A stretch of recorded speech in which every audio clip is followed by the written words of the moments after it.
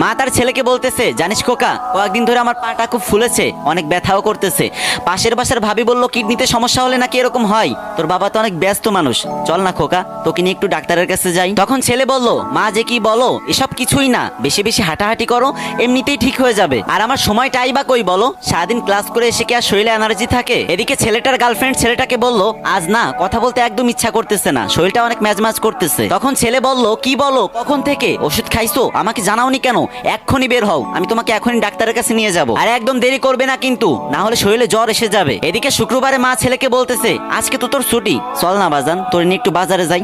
প্রতিদিন বাজারের ব্যাগ টানতে টানতে আমার কোমরটা ব্যথা হয়ে গেছে, আজকে তুই আর আমি একসাথে বাজার করব। তখন ছেলে বলল, মা মাত্র একদিন ছুটি পেলাম, একটু শান্তিতেও থাকতে দিবা না? এদিকে ছেলেটার গার্লফ্রেন্ড ছেলেটাকে বলতেছে, ওই আমার কিছু জিনিসপত্র কিনা দরকার, তুমি একটু আসো তো। আর তুমি তো জানোই শপিং ব্যাগ ধরলে আমার হাতটা লাল হয়ে যায়। তখন ছেলে উত্তরে বলল, তুমি একদম চিন্তা করো না, তুমি রেডি হতে হতেই দেখবা বান্দা হাজির। আর এদিকে মা তার ছেলেকে বলতেছে, বাজান কতদিন তোর সাথে হাঁটতে বেরোই না, তুই যখন পিসি ছিলি তখন তোর পিসি পিসি আঙ্গুলগুলো দিয়ে আমার আঙ্গুল শক্ত করে ধরে রাখতি, একা একা হাঁটতেই চাইতি না, তোর হাতটা ছেড়ে দিলেই তুই কান্না করতি, মনে আছে তোর?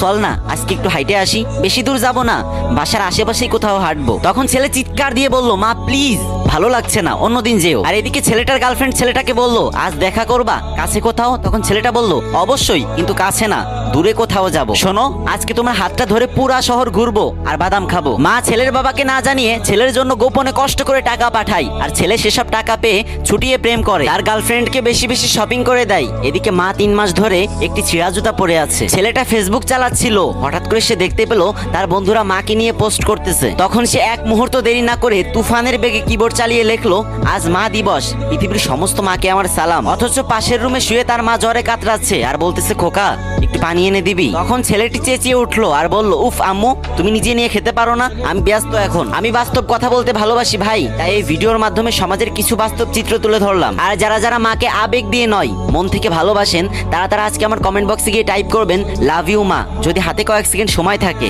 না হলে লেখার দরকার নেই।